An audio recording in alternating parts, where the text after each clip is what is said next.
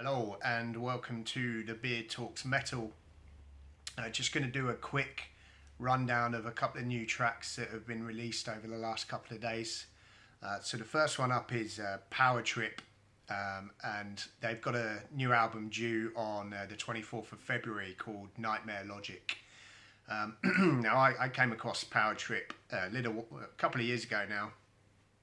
They had a track on an album called America's Hardcore.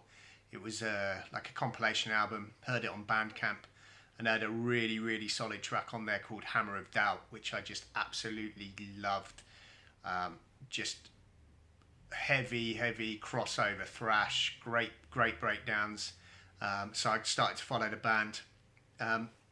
They released a record a couple of years back on Southern Lord called Manifest Decimation. I must admit, when that came out, I wasn't particularly enamoured with it, to be honest with you. For whatever reason, between their kind of compilation and demo, which funny enough I have right here, they seem to have really drenched the record in reverb. And that version of Hammer of Doubt, which is on America's Hardcore, changed quite a lot with the reverb. It did, in my opinion, it didn't have quite the same impact as it did. Even so, I do still really like the band, even though I don't particularly enjoy that record. It's just a personal opinion, of course. So they have a new album called Nightmare Logic, which is due out, as I say, on Southern Lord on the 24th of February. Yesterday, they released the self-titled track off of that. And I'm pleased to say it's really good. They seem to have dialed down the reverb on this so far, which is certainly going to possibly inspire me to pick the record up.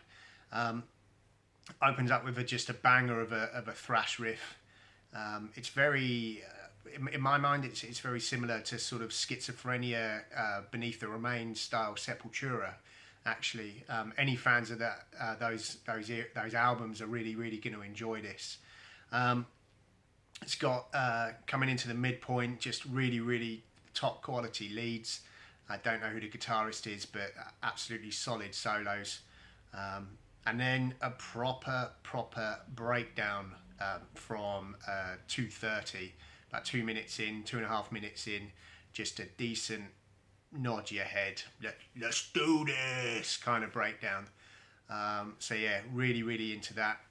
Really pleased with this song. Actually, I think it's going to change my mind, and I'm probably going to pick up the record.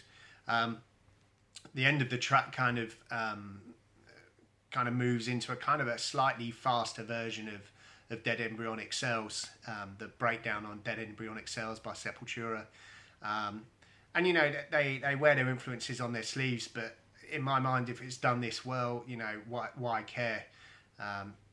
It's really going to be, you know, for fans of bands like Dark Angel and Nuclear Assault and kind of early thrashy Anthrax, and then the more kind of crossover stuff like Cro-Mags and you know, bands like that, DRI, etc.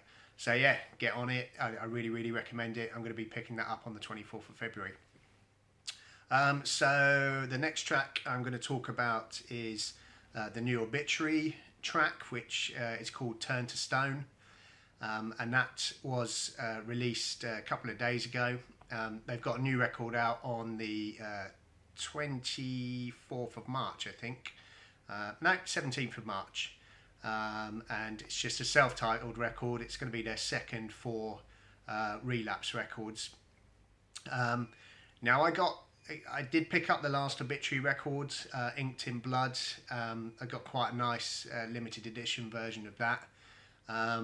But again, I wasn't particularly enamoured with it. I sort of stopped paying attention to Obituary from kind of World Demise onwards, which in my mind was kind of their last great record. I mean, I know that there's plenty of people that really hate that album, but you know, I don't dislike it at all.